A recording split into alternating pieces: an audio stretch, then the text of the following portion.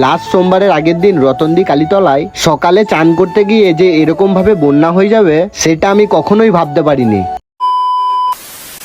তো বন্ধুরা, সারা রাত হাঁটার পর ভোরবেলায় আমি পৌঁছে গেছি রতনদি কালীতলায়। ব্রিজটা পার করতেই দেখি আমার বন্ধুদের টিমের রথ। আমার বন্ধুর পুরো টিম রাস্তার ধারে সবাই বসে রয়েছে, তাই তাদের একটা করে ফটো তুলে নিলাম। তারপর চলে এলাম আমি আমাদের রথটার কাছে।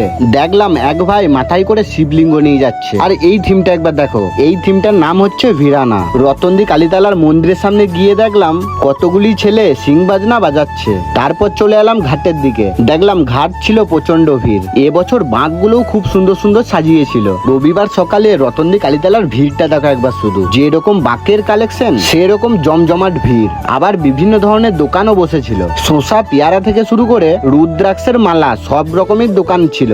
এদিকে রতনদি কালীতলার গেটের সামনের ভিড়টা দেখো একবার শুধু। কেউ কেউ কালীতলায় জল নিতে ঢুকছে, আবার কেউ কেউ জল নিয়ে বেরিয়ে যাচ্ছে। তোমাদেরকে বলে দিই, যাদের বয়স কম, যারা কাটোয়া থেকে আসতে পারবে না, সেই সব ছোট বাচ্চা ছেলেমেয়েরা রতনদি কালীতলা কুনুর নদী থেকে জল ডুবিয়ে গড়, জামতারা, মানকর আসে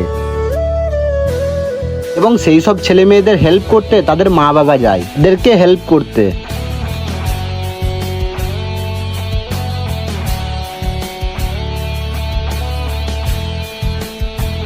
এদিকে আমি ভালো রকম ডুব দিয়ে চানটা করে নিলাম। তারপর কালীতলায় ধূপধুনো দেখিয়ে চলে এলাম রথের কাছে। এইদিকে দেখলাম ছোট ছোট বাচ্চা ছেলে মেয়েরা জল তুলে বেরিয়ে যাচ্ছে রতনদি কালীতলা থেকে। তোমাদেরকে বলে দিই, এই ক্লিপটা তোমরা যেটা দেখতে পাচ্ছ, এটা জল ঢালার এক সপ্তাহ পরের ক্লিপ। বেশি বৃষ্টি হয়ে গেলে রতনদি কালীতলায় বন্যা চলে আসে।